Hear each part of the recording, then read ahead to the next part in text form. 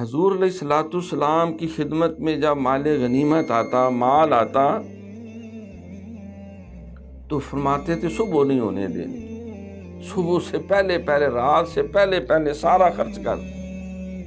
فاروق اعظم رضی اللہ تعالیٰ عنہ امیر المومنین ہیں، اور کسریٰ ایران کا جب وہ فتح ہوا تو اس کا اتنا مال اور اسباب تھا کہ مسجد نبوی کے صحن میں ہیرے جواہرات تو سونے کا، چاندی کا، سکوں کا بہت بڑا ڈھیر لگ گیا۔ ان کا جو قالین تھا اس میں ایسے قیمتی موتی جڑے ہوئے تھے کہ جن کی مالیت لاکھوں کروڑوں درہم تھے۔ بے تحاشا اس کے اندر دنیا کے انہوں نے مال اسباب کو اکٹھا کیا ہوا۔ جب وہ لایا گیا تو آپ بہت زیادہ روئے،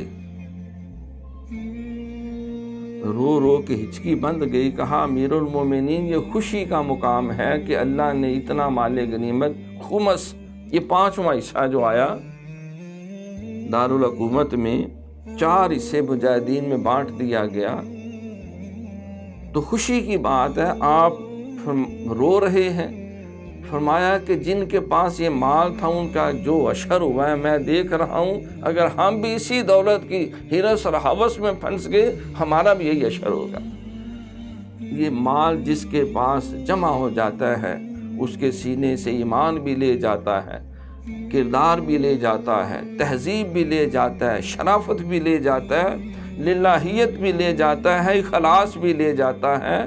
جو جمع کر کے رکھتا رہتا ہے ہر قباحت اس کے اندر پیدا ہو جاتی۔ تو مجھے ڈر ہے کہ یہ مرض جو ان کو تھا کہیں تمہیں لاک نہ ہو جائے، کیونکہ حضور علیہ الصلوۃ والسلام نے فرمایا کہ حب الدنیا راس کل خطیۃ، ہر جرم اور گناہ کی جو جڑ ہے، جو اس کی ماں ہے، جو اس کا منبع ہے، وہ دنیا کی محبت ہے۔